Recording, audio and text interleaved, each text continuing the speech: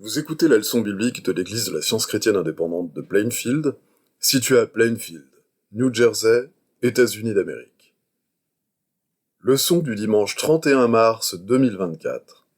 Sujet: la réalité. Texte d'or, Ésaïe.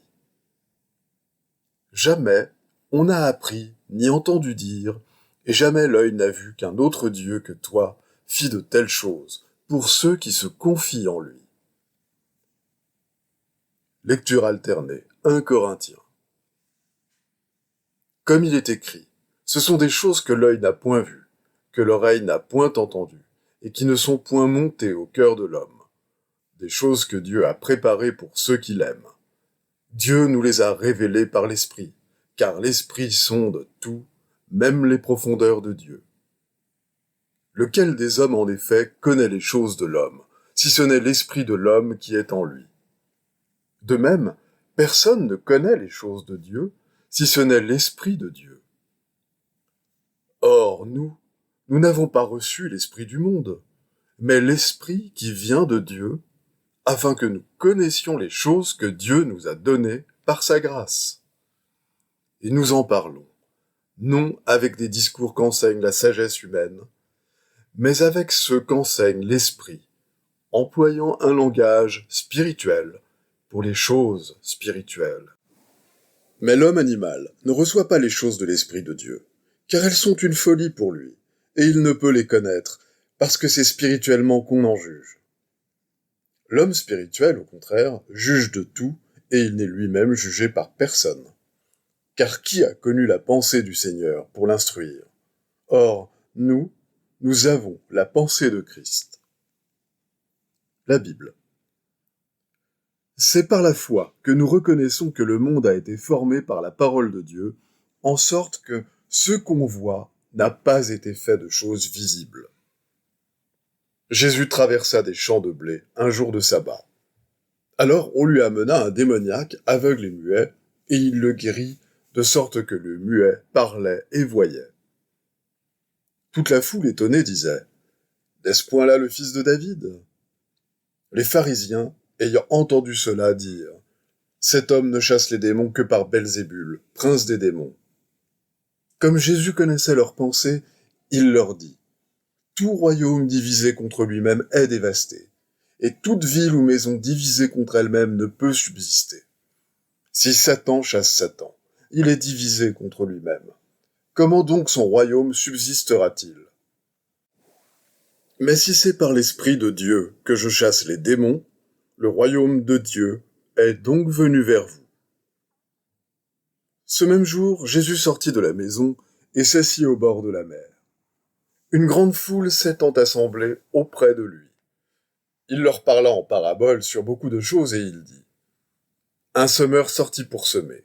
Comme il semait, une partie de la semence tomba le long du chemin. Les oiseaux vinrent et la mangèrent. Une autre partie tomba dans les endroits pierreux, où elle n'avait pas beaucoup de terre. Elle leva aussitôt, parce qu'elle ne trouva pas un sol profond. Mais quand le soleil parut, elle fut brûlée et sécha, faute de racines. Une autre partie tomba parmi les épines. Les épines montèrent et l'étouffèrent. Une autre partie tomba dans la bonne terre. Elle donna du fruit. Un grain 100, un autre 60, un autre 30. Que celui qui a des oreilles pour entendre, entende. » Les disciples s'approchèrent et lui dirent: « Pourquoi leur parles-tu en parabole ?» Jésus leur répondit: « Parce qu'il vous a été donné de connaître les mystères du royaume des cieux, et que cela ne leur a pas été donné. C'est pourquoi je leur parle en parabole, parce qu'en voyant, ils ne voient point, et qu'en entendant, ils n'entendent ni ne comprennent. Car le cœur de ce peuple est devenu insensible. Ils ont endurci leurs oreilles, et ils ont fermé leurs yeux, de peur qu'ils ne voient de leurs yeux, qu'ils n'entendent de leurs oreilles, qu'ils ne comprennent de leur cœur, qu'ils ne se convertissent, et que je ne les guérisse. » Personne n'a jamais vu Dieu. Si nous nous aimons les uns les autres, Dieu demeure en nous, et son amour est parfait en nous. nous connaissons que nous demeurons en lui, et qu'il demeure en nous, en ce qu'il nous a donné de son esprit. Révélation de Jésus-Christ, que Dieu lui a donné pour montrer à ses serviteurs les choses qui doivent arriver bientôt et qu'il a fait connaître par l'envoi de son ange à son serviteur Jean. Puis je vis un nouveau ciel et une nouvelle terre, car le premier ciel et la première terre avaient disparu et la mer n'était plus. Et je vis descendre du ciel, d'auprès de Dieu, la ville sainte, la nouvelle Jérusalem, préparée comme une épouse qui s'est parée pour son époux. Et j'entendis du trône une voix forte qui disait : Voici le tabernacle de Dieu avec les hommes. Il habitera avec eux, et ils seront son peuple, et Dieu lui-même sera avec eux. Il essuiera toute larme de leurs yeux, et la mort ne sera plus. Il n'y aura plus ni deuil, ni cri, ni douleur, car les premières choses ont disparu. Et celui qui était assis sur le trône dit : Voici je fais toutes choses nouvelles. Et il dit : Écris, car ces paroles sont certaines et véritables. Et il me dit : C'est fait. Je suis l'alpha et l'oméga, le commencement et la fin. À celui qui a soif, je donnerai de la source de l'eau de la vie, gratuitement. Celui qui vaincra héritera ces choses. Je serai son Dieu, et il sera mon fils. Et il me transporta en esprit sur une grande et haute montagne, et il me montra la ville sainte, Jérusalem, qui descendait du ciel d'auprès de Dieu, ayant la gloire de Dieu. Je ne vis point de temple dans la ville, car le Seigneur Dieu Tout-Puissant est son temple, ainsi que l'agneau. La ville n'a besoin ni du soleil, ni de la lune pour l'éclairer, car la gloire de Dieu l'éclaire, et l'agneau est son flambeau. Les nations marcheront à sa lumière, et les rois de la terre y apporteront leur gloire. Ses portes ne se fermeront point le jour, car là il n'y aura point de nuit. On y apportera la gloire et l'honneur des nations. Il n'entrera chez elles rien de souillé, ni personne qui se livre à l'abomination et au mensonge. Il n'entrera que ceux qui sont écrits dans le livre de vie de l'agneau. Je vais maintenant lire les passages corrélatifs tirés du livre d'études de la science chrétienne, Science et santé, avec la clé des Écritures de Mary Baker Eddy. Toute réalité est en Dieu et sa création, harmonieuse et éternelle. Ce qu'il crée est bon et il fait tout ce qui est fait. La réalité est spirituelle, harmonieuse, immuable, immortelle, divine, éternelle. Rien de ce qui n'est pas spirituel ne peut être réel, harmonieux, ni éternel. Le péché, la maladie et la mortalité sont les antipodes supposés de l'esprit et sont forcément des contradictions de la réalité. Pour saisir la réalité et l'ordre de l'être dans sa science, il vous faut commencer par considérer Dieu comme le principe divin de tout ce qui existe réellement. L'esprit, la vie, la vérité, l'amour ne font qu'un et sont les noms bibliques pour désigner Dieu. Toute substance, toute intelligence, toute sagesse, tout être, toute immortalité, toute cause et tout effet appartiennent à Dieu. Ce sont là ses attributs, les manifestations éternelles de l'infini, principe divin, l'amour. Nulle sagesse n'est sage, hormis sa sagesse. Nulle vérité n'est vraie que la vérité divine. Nul amour n'est aimable que l'amour divin. Nulle vie n'est vie que la divine. Nul bien n'existe sauf le bien que Dieu accorde. La métaphysique divine, telle qu'elle est révélée à la compréhension spirituelle, montre clairement que tout est entendement et que l'entendement est Dieu. Omnipotence, omniprésence, omniscience, c'est-à-dire toute puissance, toute présence, toute science. Donc tout est en réalité la manifestation de l'entendement. Nos théories humaines matérielles sont dépourvues de science. La vraie compréhension de Dieu est spirituelle. Elle ravite au sépulcre sa victoire. Elle détruit la fausse évidence qui induit la pensée en erreur et l'oriente vers d'autres dieux, ou d'autres prétendues puissances comme la matière, la maladie, le péché et la mort, puissances supérieures ou contraires à l'unique esprit. La vérité discernée spirituellement est scientifiquement comprise. Elle chasse l'erreur et guérit les malades. L'esprit donne la compréhension qui élève la conscience et conduit dans toute la vérité. Le psalmiste dit « Plus que la voix des grandes, des puissantes eaux, des flots impétueux de la mer, l'Éternel est puissant dans les lieux célestes. » Le sens spirituel est le discernement du bien spirituel. La compréhension est la ligne de démarcation entre le réel et l'irréel. La compréhension spirituelle révèle l'entendement, vie, vérité et amour, et démontre le sens divin, donnant la preuve spirituelle de l'univers en sciences chrétiennes. Cette compréhension n'est pas intellectuelle. Elle n'est pas le résultat de connaissances érudites. Elle est la réalité de toute chose mise en lumière. Les sens physiques ne peuvent obtenir aucune preuve de Dieu.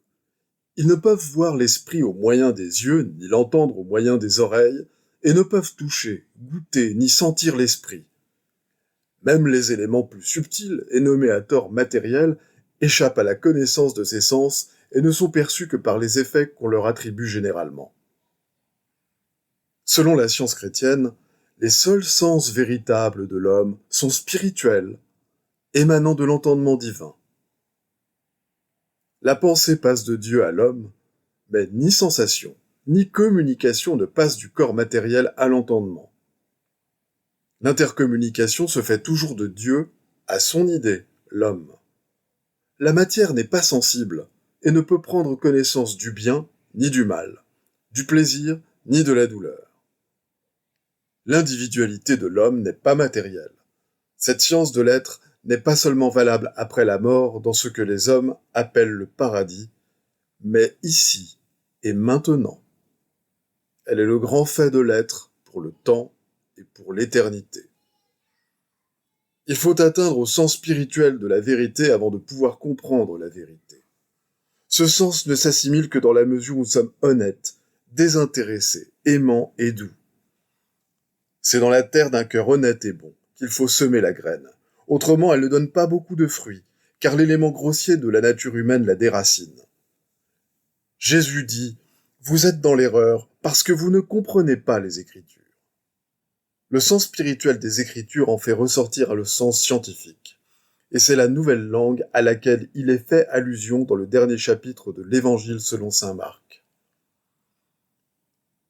Nous lisons dans l'Apocalypse, chapitre 21, 1. « Puis je vis un nouveau ciel et une nouvelle terre, car le premier ciel et la première terre avaient disparu, et la mer n'était plus. » Le révélateur n'avait pas encore franchi l'état de transition dans l'expérience humaine appelée la mort, et cependant, il voyait déjà un nouveau ciel et une nouvelle terre. Par quel sens saint Jean eut-il cette vision ? Non par l'organe visuel matériel qui sert à la vue, car les yeux sont incapables d'embrasser une scène aussi merveilleuse. Ce nouveau ciel et cette nouvelle terre étaient-ils terrestres ou célestes, matériels ou spirituels ? Ils ne pouvaient être ni terrestres, ni matériels, car le sens humain de l'espace est incapable d'embrasser une telle vision. Le révélateur était sur notre plan d'existence, tout en voyant cependant ce que l'œil ne peut voir, ce qui est invisible à la pensée non inspirée. Ce témoignage de l'Écriture sainte appuie ce fait dans la science, que pour une certaine conscience humaine, cette conscience que Dieu confère, les cieux et la terre sont spirituels, tandis que pour une autre, pour l'entendement humain non éclairé, la vision est matérielle.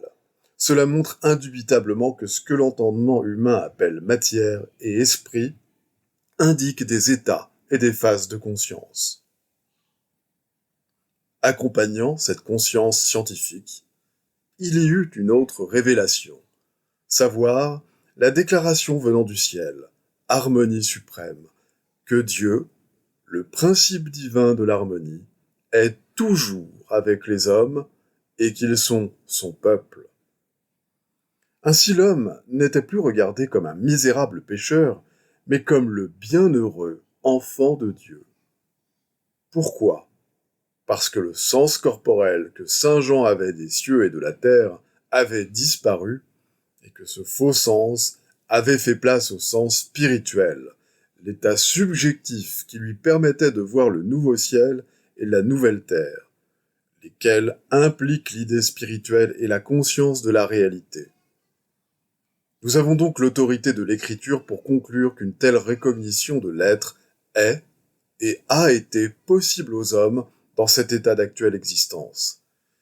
Que nous pouvons devenir conscients ici-bas et dès maintenant de la cessation de la mort, de la tristesse et de la douleur. Voilà bien un avant-goût de la science chrétienne absolue. Prenez courage, ô vous qui souffrez, car cette réalité de l'être apparaîtra assurément un jour et de quelque manière. Il n'y aura plus de douleur, et toutes larmes seront essuyées. Lorsque vous lirez cela, souvenez-vous des paroles de Jésus. Le royaume de Dieu est au-dedans de vous. Il est donc possible d'avoir cette conscience spirituelle dès maintenant. Apprenons à connaître le réel et l'éternel, et préparons-nous pour le règne de l'Esprit, le royaume des cieux, le règne et le gouvernement de l'harmonie universelle, harmonie qui ne peut être perdue, ni demeurer à jamais invisible. Les devoirs quotidiens de Mary Baker Eddy. Prière quotidienne. Il sera du devoir de tout membre de cette Église de prier chaque jour. Que ton règne vienne, que le règne de la vérité, de la vie et de l'amour divin soit établi en moi et élimine de moi tout péché. Et puisse ta parole enrichir les affections de toute l'humanité et la gouverner. Règle pour les mobiles et les actes. Ni l'animosité, ni un attachement purement personnel ne doivent déterminer les mobiles ou les actes des membres de l'Église mère. Dans la science, l'amour divin seul gouverne l'homme, et un scientiste chrétien reflète les 12 aménités de l'amour en réprouvant le péché et en manifestant un véritable esprit de fraternité, de charité et de pardon. Les membres de cette Église doivent journellement veiller et prier pour être délivrés de tout mal, pour ne pas prophétiser, juger, condamner, conseiller, influencer ou être influencés d'une manière erronée. Vigilance face au devoir. Il sera du devoir de chaque membre de cette Église de se défendre journellement contre la suggestion mentale agressive et de ne pas se laisser entraîner à oublier ou à négliger son devoir envers Dieu, envers son leader et envers l'humanité. Par ses œuvres, il sera jugé et justifié ou condamné.